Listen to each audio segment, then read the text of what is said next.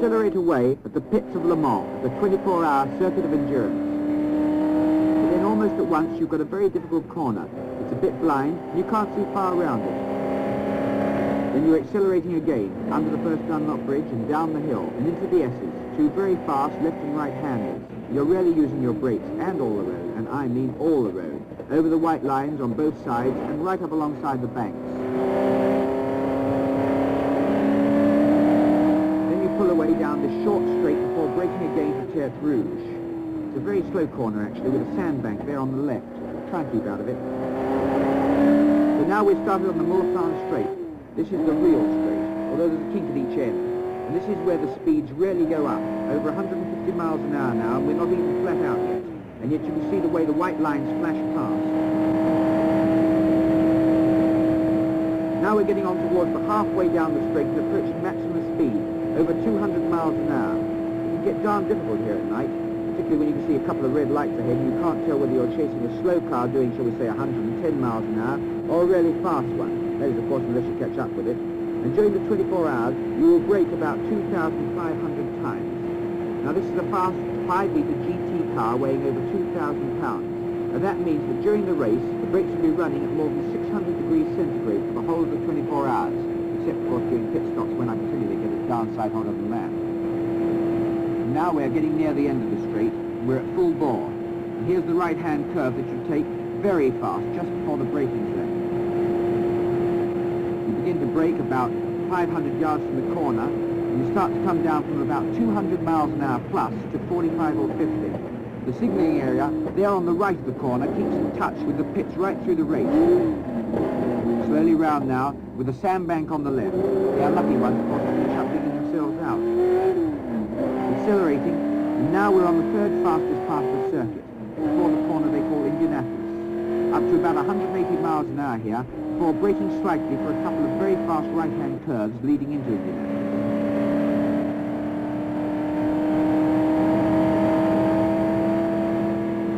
Here's the second one. And there you can see the whiteboard at the end marking the right-hand corner. Indianapolis is two corners really. There's this small right first, which you slow for, and then you brake hard for this, the main corner. Round Indianapolis. And a very short straight here, accelerating hard before braking equally hard again for a sharp corner at Arnage. Arnage is another slow right-hander with a sandbank, which for some reason people don't seem to get in as often as the others. Out of Arnage, accelerating, building up for the second fastest part of the track, approaching 190 miles an hour. With a few of these slight curves, some people seem to lift off for them. These are the really dangerous ones, though, when you're travelling fast. The track can curve, and you don't. Somehow you go straight off. The next is certainly the most difficult section of the circuit, up to 190 in places, and slightly blind before the White House corner. Now here's White House. We go on accelerating now, all the way up to a new chicane that slows us right down to 50 miles an hour or so before the pits. On the second lap, you may change your braking technique a bit, but you've got to get it right first time, otherwise you just won't come round again.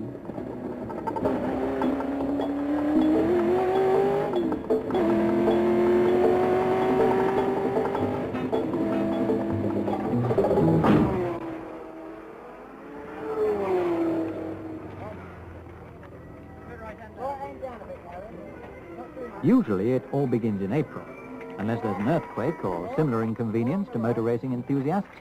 April is practice time, 1968 being no exception, although the actual race came in September instead of June. For the superbly organized professional teams, as for all the entrants, it is more than practice time. It is time to test all the innovations and justify all the hard work that has gone into building entirely new cars or improving existing ones since the last race. For the private entry, and those with less liberal financial support, practice time may also appear to be the time to build a quick car in the paddock with any parts that come to hand. But the Le Mans 24 Hours is a bit like the Grand National. It's not always the favourite that wins, or even survives. This car will both qualify and race.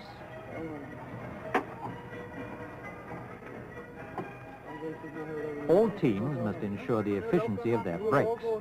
Here, the Swiss-entered Ferrari of Scuderia Filippinetti prepares to bed in disc pads with a couple of gentle laps and to ensure correct brake mechanism adjustment. Auto Delta of Italy are here too, of course, with their usual strong entry, 4 2-litre Alphas. The Alphas are using the recently developed Ferodo Formula 2 Ford disc pads. They're expecting a longer lease of life from each set of pads. That could mean perhaps 2 instead of 3 pad changes during the 24 hours, and that much time saved. But a lot will depend on the technique of each individual driver. 50 of the 54 starters in the 1968 Le Mans race will rely on Ferodo. And of these, all but the Alphas are sticking to the well-proven Ferodo DS11, which shows that it sometimes takes time for a new product to supersede an already successful one. Judging by the past and present performance, the Works Porsches are likely to be the favourites for this race. Commentators, journalists and personalities of the world of motor racing gather to observe and comment. Then, sometimes all too soon, it is race time and the moment of truth draws near. In the picturesque towns and villages round Le Mans, the racing teams establish their headquarters. Drivers try to relax in an atmosphere of tension, when talk is always of technical problems and tactics. There's Lucien Bianchi, who'll drive a Ford GT40 for John Wyer, and his co-driver, Rodriguez, with the experience of many Le Mans races behind him. Jackie Oliver there, another GT40 driver, catching a few moments alone just 24 hours before the many hours of ultimate loneliness at the wheel. The drivers of 2 privately entered Fords there, Mike Salmon on the right and Berlice with the dark glasses. John Wyer keeping a watchful eye as the final touches are put to the 3 GT40s in the Gulf-Oil colours. All lessons learned from the April practice have been applied, and battle will soon be joined with the Works Porsches and the rest of the field.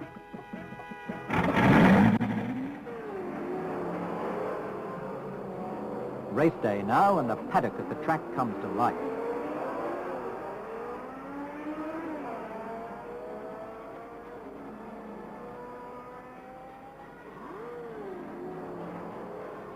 The identification numbers on the Works Porsches and all the cars are their racing numbers. No more practice now. This is the real thing.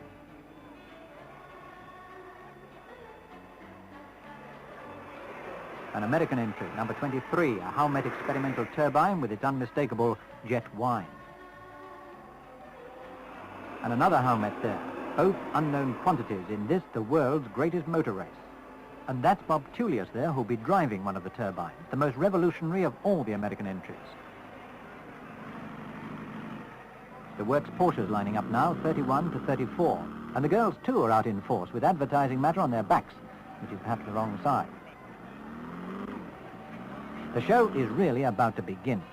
Interviewers and interviewees are everywhere, and the television and radio boys are out in force, both on the track and above it.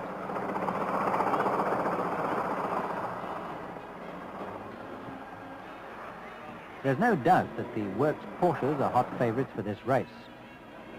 There's Siffert in the wind cheater, co-driver of Works Porsche number 31, preparing for that famous Le Mans start, where the drivers sprint across the track and into the car and start it on the button.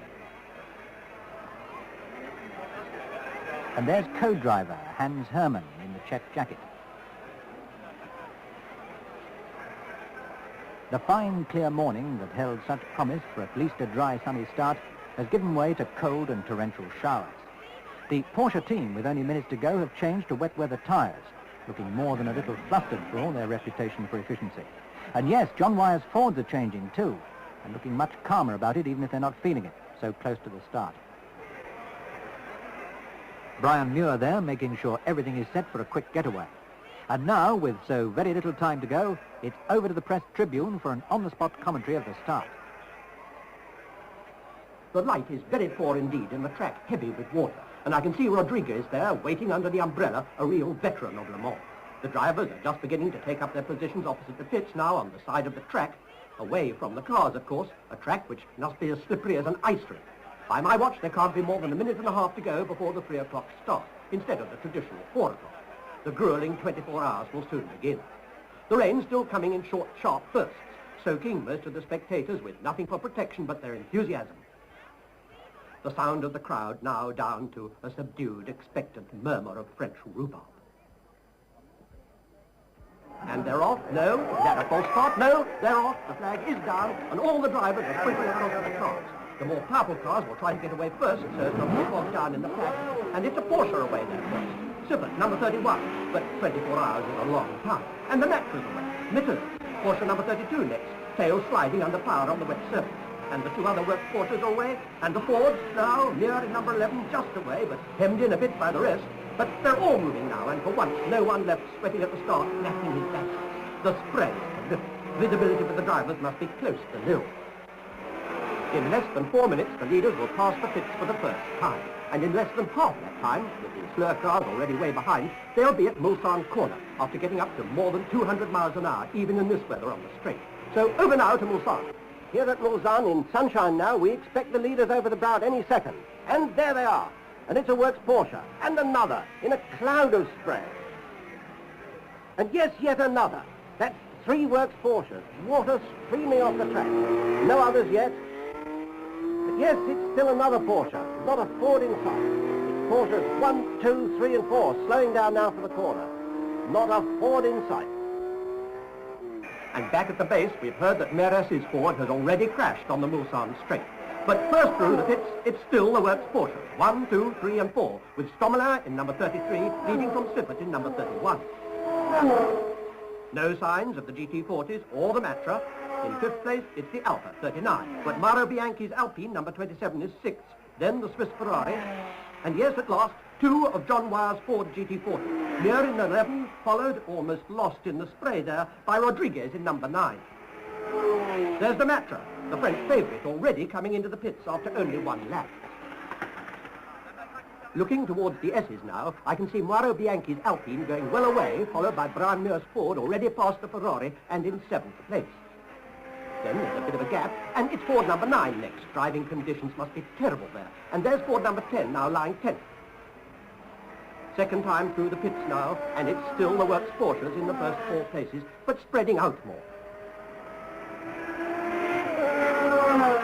And we've just heard that the Matra only has windscreen wiper trouble, although that could make driving impossible today. The leading Alpine has troubles too, but the other 2 Fords have closed up behind here into 7th and 8th positions. But back again to Eric Tobit at Mulsanne. Much better conditions now at Mulsanne, and the works Porsches, after beginning to lap the tail-enders on the 3rd lap, are on lap 4, still well ahead, but going carefully on this wet and slippery corner. Number 31, after taking the lead, is going particularly well. And Bizetta in number 34 has taken the escape road to Tours. Bizetta off the circuit, no harm, but he could lose his 4th place to one of the Fords. Muir has already passed the Alfa and is now lying 5th. The rest are going past now, and Bizetta has slipped in there just ahead of Muir in number 11, and the other 2 Fords are right behind. So all John Wyre's GT40s are together, 5th, 6th and 7th. Now back to Robin Richards. The Matra is back in the race now, somewhere out on the circuit and pulling up fast. So with the Fords pressing hard on the works Porsches, they're not going to have it all their own way. It's still anyone's race with a long, long way to go. On the 5th lap now, with the other 2 GT40s close behind, it's still Muir in number 11 threatening Bizetta's 4th position. But on the 6th lap, he's surprisingly dropped to the back of the trio behind Rodriguez in number 9. But he's done it. He's done it. Yes, Rodriguez in number 9 now in 4th position after 7 laps. He's got ahead of Bizetta's Porsche. But for every triumph at Le Mans, there's more than one tragedy. Right across the track from the press tribune, I can see the unfortunate Jean-Max with the Moyne Simca, number 54, just about exhausted after pushing the car up the pit road from way out in the country, where his oil pump packed up. The rules of this race are complicated enough for a lull to study, but 2 points at least are abundantly clear. The driver must get his car back to the pits unaided, and the car must start on the button. Only refreshments, cheers and sympathy are allowed until the pit is reached. Even then, disqualification is possible, or the fault may prove irreparable. But meanwhile, Ford number 10 has gone into the pits after 8 laps for a tyre change, leaving the 3 leading works Porsches to be chased by Rodriguez in number 9. Brian Muir in number 11 is back in 5th place after finally passing Buzetta's Porsche.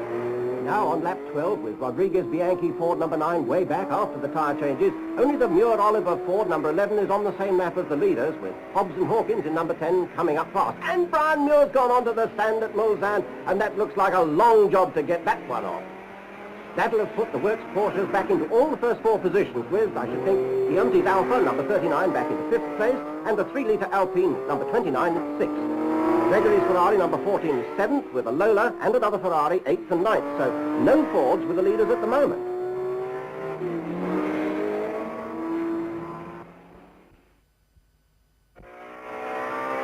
It's 5 o'clock now, and there have been plenty of changes. 2 Works Porsches still lead, but the Rodriguez Bianchi Ford number 9 has come right up into 3rd place, on the same lap as Vic Elford in the 2nd Porsche.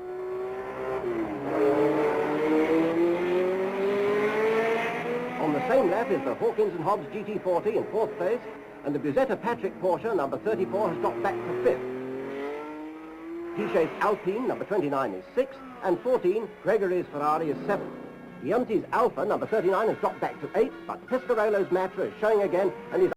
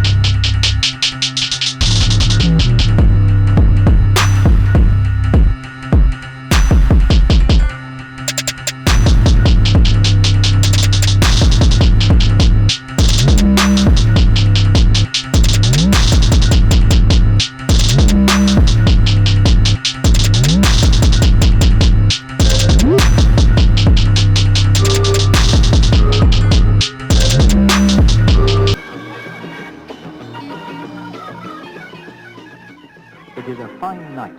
200,000 spectators ebb and flow in the darkness, enjoying the attractions around the circuit and the carnival atmosphere of the fairground that lasts for just this one special night every year.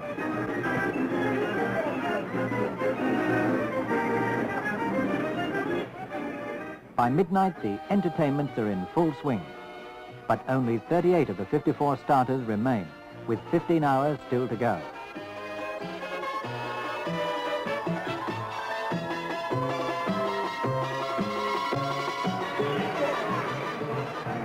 Ford number 9 is in the lead, but only 2 laps ahead of the French hope, the Matra number 24. The Porsches are in trouble.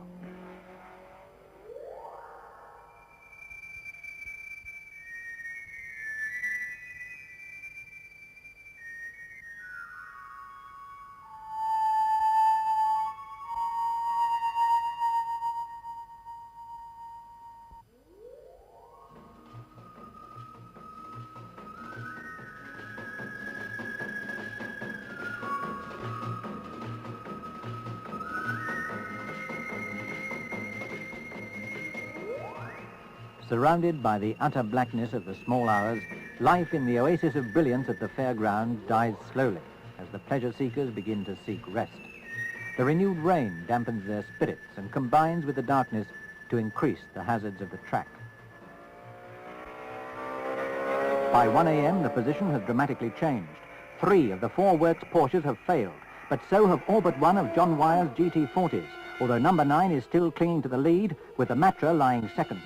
Alfa number 39 is in 3rd place, but the surviving Works Porsche, after dropping back to 9th with technical trouble, is coming up fast. It is still anyone's race. 2 a.m. and Ford number 9 still leads from the Matra, with the Alfa 3rd, but Porsche number 33 has regained 4th position. By 2:30 the rain is torrential. Visibility for the drivers is appalling, and by 3 a.m. a total of 20 cars have fallen by the wayside, some literally. In the cold, dark, open-fronted concrete pits, managers and mechanics stand ready for brief flurries of essential activity, and meanwhile plot the progress of the remaining cars.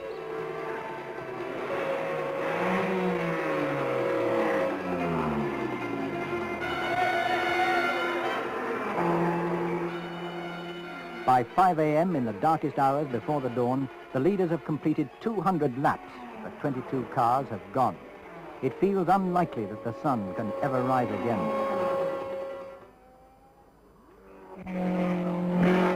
Dawn has not actually broken at Le Mans.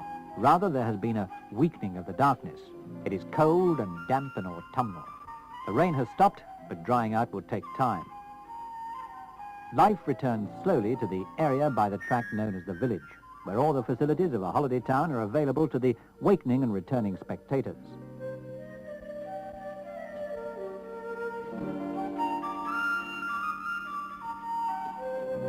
The melancholy air of the deserted fairground has yet to be dispelled by the enthusiasm of racegoers returning to find their favourites well placed. As yet, there is little sign of movement in the usually teeming areas about the track. Only the surviving cars press resolutely on. John Wyer's Ford number 9 has survived the night and is leading from the Alfa number 39, with the Matra lying third and challenging strongly for second place, already gained and lost in the hours of darkness.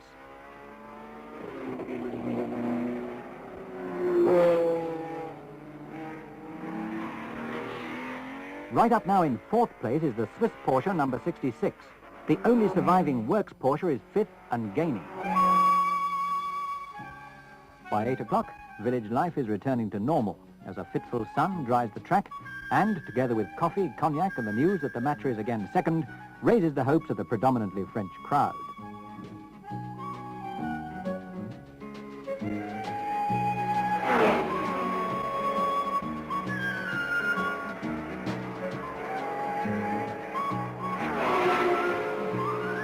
By 9 o'clock, the Matra lying second is only 6 laps behind the Ford and closing the gap. The Alfa on the same lap is in third position.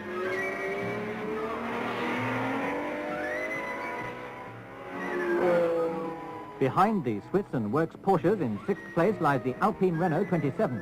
Then come 2 more Alfas, 7th and 8th, and David Piper's Ferrari 9th.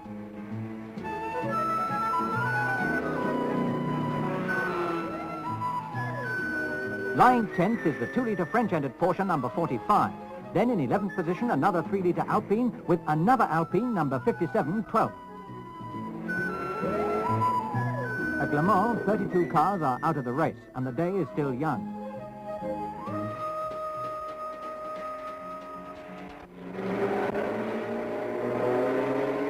Less than 5 hours to go now, and Lucien Bianchi in the Ford still leads the 22 survivors.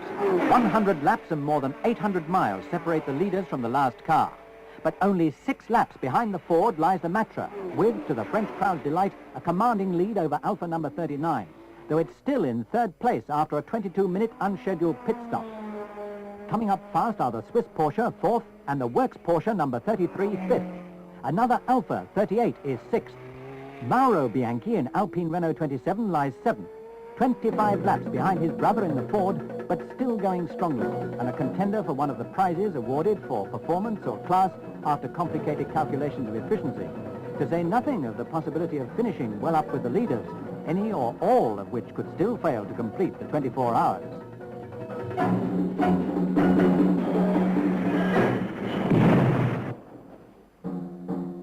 But with hardly 4 hours left, Lucien Bianchi in the Ford passes the wreckage of the Alpine, not knowing that his brother has survived the crash. The leaders, including the Matra, come through apparently unscathed, but the Matra has run over some of the Alpine wreckage, sustaining damage that eventually proves fatal. The French supporters will watch in vain for the return of their favourite. Just 1 hour to go now. Alfa number 39 has unexpectedly dropped to 4th place, but 2 other Team Alfas are 5th and 6th. 17 laps separate Alfas 39 and 40, with 38 somewhere in the middle.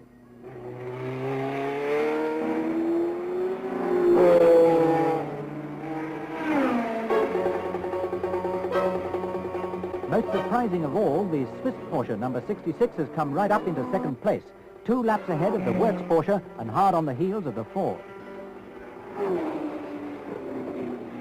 But the one surviving Works Porsche is still closing on the 2 leaders and has moved up dramatically from 5th and then 4th into 3rd place.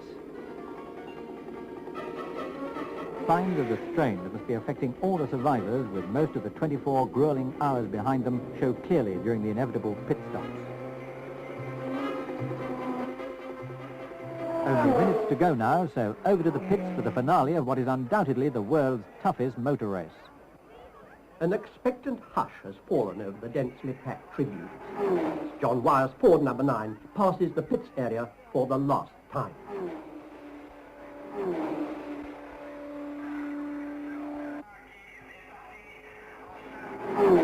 Before completing another lap, the checkered flag will be raised, and this punishing race will have been won for the third time running by a Ford car.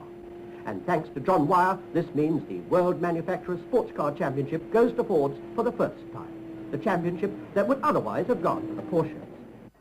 At the pits now, the flag is already out, with the winning car still out on the circuit. But it's the distance covered in the 24 hours that counts, and without a shadow of doubt, that means the Ford.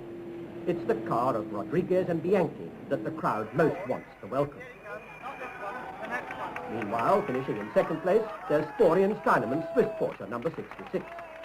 The one surviving Works Porsche, number 33, takes third place, with the splendid trio of Alphas in line astern there, 4th, 5th and 6th.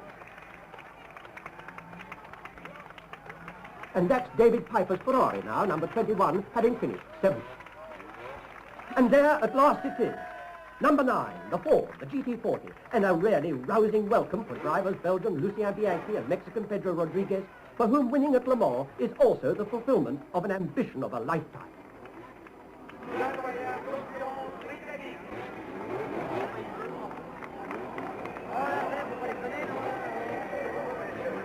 The winning car has been 330 kilometers. A triumph for JW Automotive Engineering. The winning Ford has completed 330 laps, more than 2,700 miles in 24 hours, maintaining an average speed of over 115 miles an hour despite torrential rain during the extra hours of darkness and the need to brake hard an extra 330 times for the new chicane before the pits.